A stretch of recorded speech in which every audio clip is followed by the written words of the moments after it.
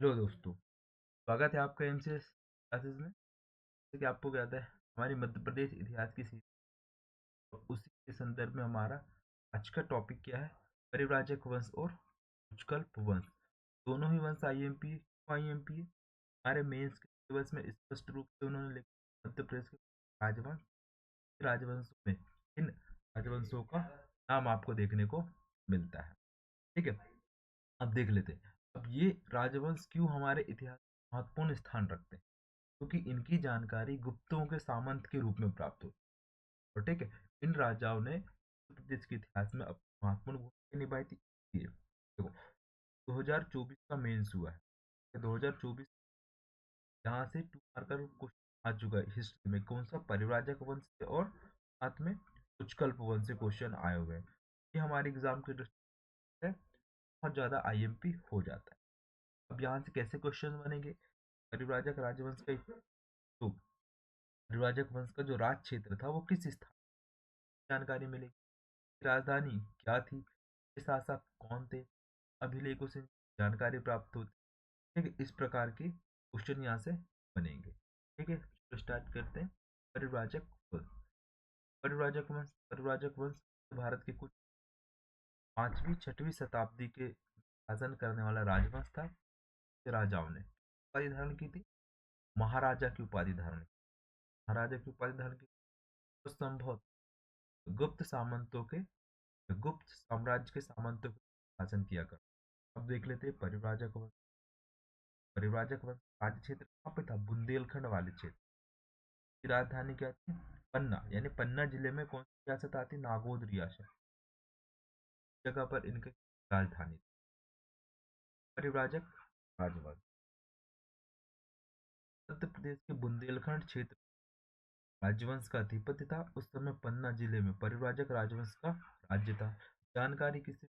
महाराजा हस्तीन, महाराजा पोह अभिलेख से, अभिलेख से पोह अभिलेख से और परिव्राजक का एक अर्थ देखें तो एक प्रकार का साधु, एक प्रकार का साधु का अर्थ होता है परिव्राजक का। जब आपने 5वीं 6वीं क्लास में स्वामी विवेकानंद जी के बारे में पढ़ा होगा, जो मध्य प्रदेश निगम मंडल की जो बोर्ड, मध्य प्रदेश बोर्ड की जो किताबें आती थी, उस परिव्राजक कहा गया है, स्वामी विवेकानंद जी को कहा है। तो उस बारे में सब लिखा गया है। परिव्राजक शब्द वहीं से मिलता है। ठीक है, और परिव्राजक का अर्थ क्या होता है? प्रकार का साथ। अब इनके 8 अभिलेख प्राप्त हुए कहाँ से? वो जबलपुर, बैतूल, भूमरा, मझगांव से। ताम्रपत्र में परिव्राजक वंश 482 483 में स्थापित हुआ। इसके प्रमुख शासक कौन थे? सुशर्मन, देवाध्या, प्रभंजन, दामोदर, हस्तिन, संचोभ। ये आपको नाम याद रखें। क्या? सुशर्मन। सुशर्मन परिव्राजक वंश का क्या था? संस्थापक था।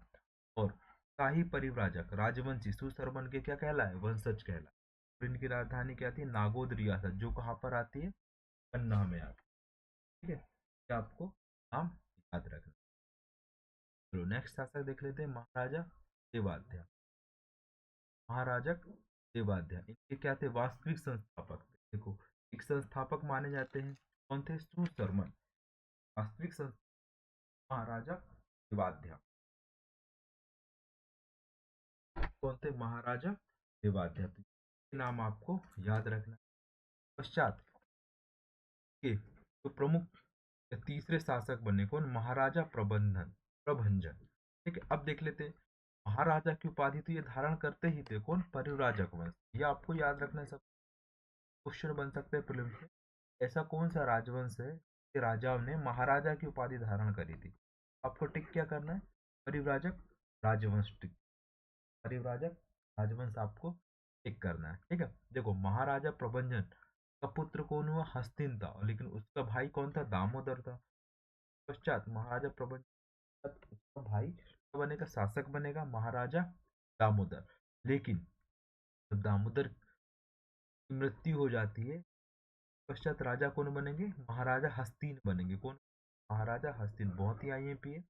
हस्तिन के 3 ताम्रपत्र प्राप्त मिलेंगे आपको, वो जबलपुर, मझगावा, 3 जगह से इनके आपको ताम्रपत्र प्राप्त होंगे। कहाँ से? खोह, जबलपुर और मझगांव। खोह ताम्रपत्र में ये क्या कहा गया? गुप्त प्रपराज भुक्तो, यानी कि गुप्तों का सामंत। ठीक है, किसका? गुप्तों का सामंत कहा गया। और ये किसका सामंत था? बुध गुप्त का, बुध पुत्र। ठीक है, बुध पुत्र गुप्त शासक था। तो क्या है ये? सामंत था। कौन? हस्तीन, महाराजा हस्तीन सामंत थे। और इनके पुत्र कौन थे? संक्षोभ। इनके पुत्र कौन हुए? तो महाराजा हस्तिन, संक्षोभ और पूरा अभिलेख से ज्ञात होते कि भक्त थे, भक्त भक्त थे। घुमरा कहाँ पर है? सतना जिले में आता है, आपको याद रखना।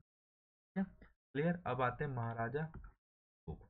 बहुत ज्यादा आईएमपी का शासनकाल 1518 से लेकर, सॉरी, 518 से लेकर के 528 ईस्वी तक के रहा है। हस्तिन का पुत्र एवं उत्तराधिकारी था ये महाराजा संक्षोभ। बैतूल में मिले एक लेख में इस वंशावली दी गई। परिव्राजक नरेश हस्तिन तथा संक्षोभ के 6 ताम्र दान पत्र मिले हैं।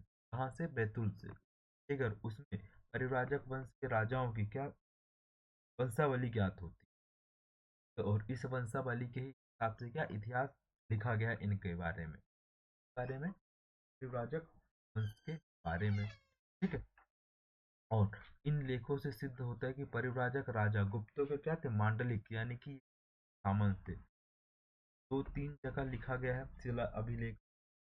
सामंत कहला, गुप्त शासकों के सामंत कहलाते हैं।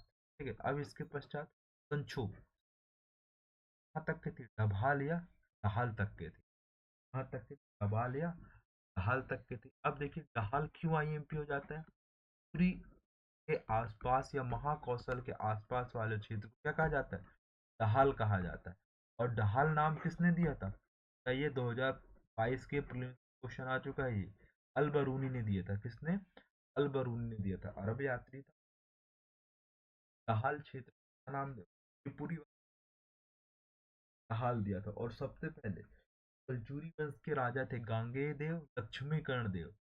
उस समय इन्होंने यात्रा की थी। उस समय ही इन्होंने बोला था कि गांगेय देव पूरे डहाल क्षेत्र का सबसे महान शासक था। ठीक है, गांगेय देव लक्ष्मण देव को ही क्या कहा? नेपोलियन कहा जाता है। ठीक है, तो ये आपको याद रखना है। किसने डहाल क्षेत्र? अलबरूनी ने। तो बोला था जब इन्होंने यात्रा की थी प्रदेश की। ठीक है, तत्कालीन मध्य प्रदेश की यात्रा की थी, तब इन्होंने पूरी क्षेत्र है वही क्या है? डहाल है। ठीक है, फिर आते हैं देखो, और साथ में डहाल के साथ साथ 18 गणों पर भी किसका साम्राज्य स्थापित था? महाराजा संक्षोभ का साम्राज्य स्थापित स्थापित था। ये खोह के शिलालेख से इन का भक्त तो हस्तीन थे, वो किसके भक्त थे? शिव जी के। वहीं और वहीं कौन? महाराजा संक्षोभ किसके भक्त थे? विष्णु जी के भक्त थे। ठीक है, क्लियर। तो ये आपको याद रखना है। चलो अब आते हैं हम लोग नेक्स्ट हमारा राजवंश है उच्चकल्प राजवंश। ठीक है, कौन सा? उच्चकल्प राजवंश। इन्होंने 5वीं 6वीं शताब्दी में मध्य भारत के कुछ पर शासन किया था। तो इस राजवंश की राजधानी क्या थी? उच्चकल्प थी, जो वर्तमान में किस जिले में आती है? सतना जिले में। ठीक है, सतना के उचेरा जिले में। आज भी आपने सुना होगा उचेरा जिला किस लिए फेमस है?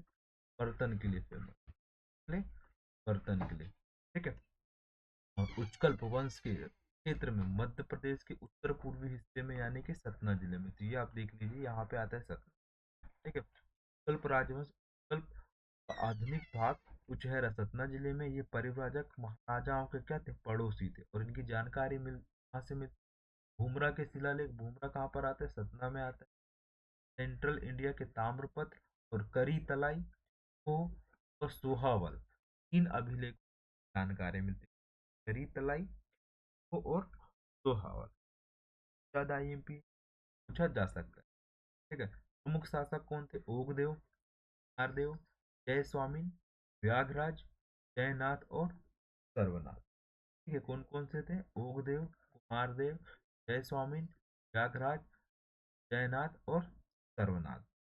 ठीक है, ये किसके अधीन किसके अधीन शासन कार्य करते थे? ये गुप्त साम्राज्यों सम्राट के अधीन शासन कार्य को संचालित करते थे।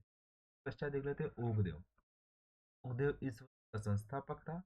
ओकदेव का विवाह किससे हुआ? कुमारी देवी से हुआ। कुमारी देवी से तो कुमार देव पुत्र प्राप्ति, कुमार देव पुत्र प्राप्ति पश्चात दूसरे शासक कौन बने? कुमार देव। तो कुमार देव का विवाह किससे हुआ? जय स्वामिनी से हुआ। तो जय स्वामिनी से हुआ, ठीक है। और जय स्वामिनी के साथ उसका जो पुत्र था जय स्वामिन हुआ।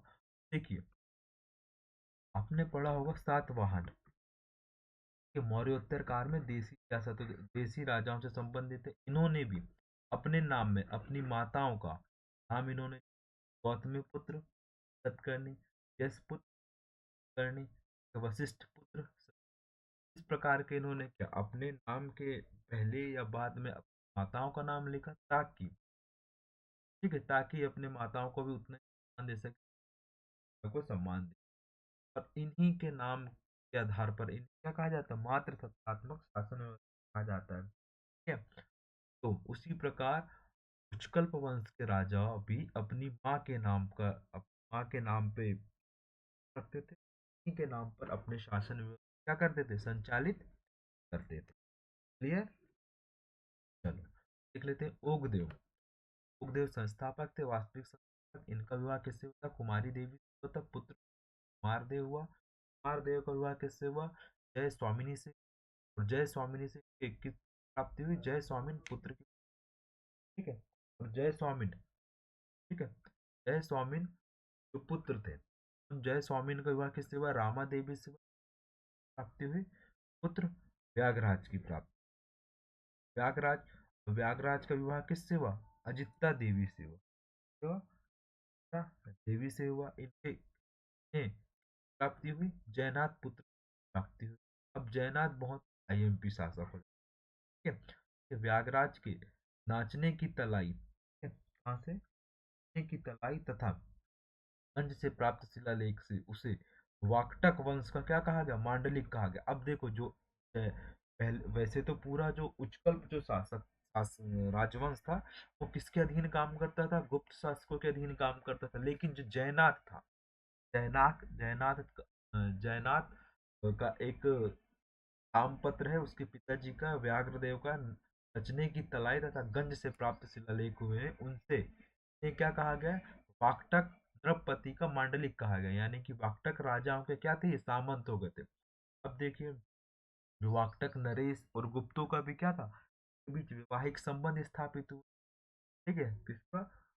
वाकटक नरेश और गुप्तों के बीच में वैवाहिक संबंध स्थापित हुआ, जिसके कारण वाकटक किसके अधीन हो गए? गुप्तों के अधीन हो गए। और गुप्तों के अधीन वाकटक हुए तो वाकटक के अधीन, फिर वाकटकों के अधीन कौन हो गए? उच्चकल्प हो गए। तो इस प्रकार आप इसको याद रख सकते हैं, जो कभी भी आपके लिए एग्जाम में पूछा जा सकता है, ठीक है। और इस अभिलेख, ठीक है, और अभिलेख कौन से अभिलेख प्राप्त हुए? खोह का अभिलेख, उमरा अभिलेख और पन्ना अभिलेख से जानकारी मिलती है। किसकी?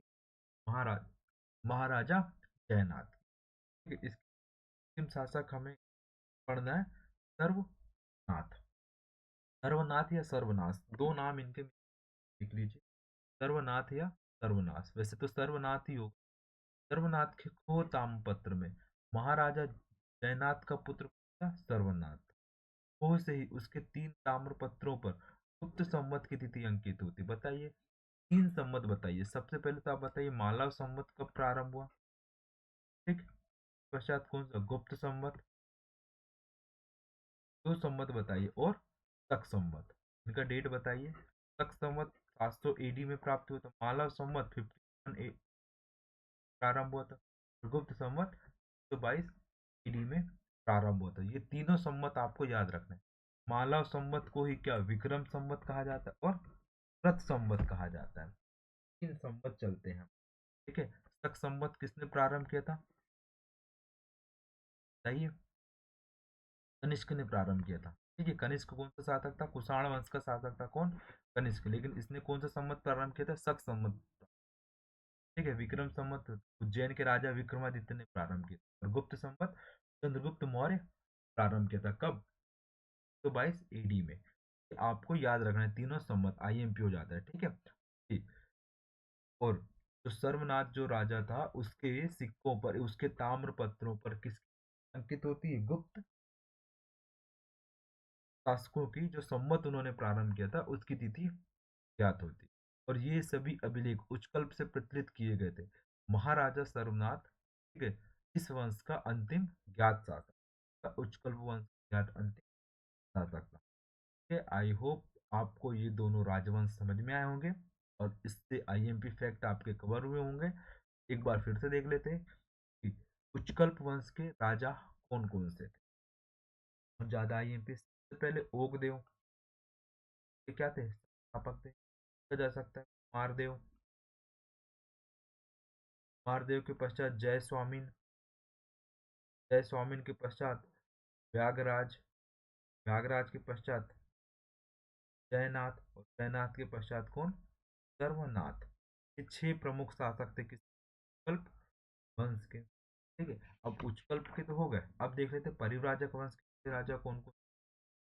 7 राजा। सबसे पहले सुशर्मन, जो इस वंश के क्या थे, संस्थापक थे। ये देवाध्या वास्तविक संस्थापक थे। साथ कौन है, महाराजा प्रबंजन, प्रबंजन के पश्चात दामोदर, फिर कौन, हस्तिन, हस्तिन के पश्चात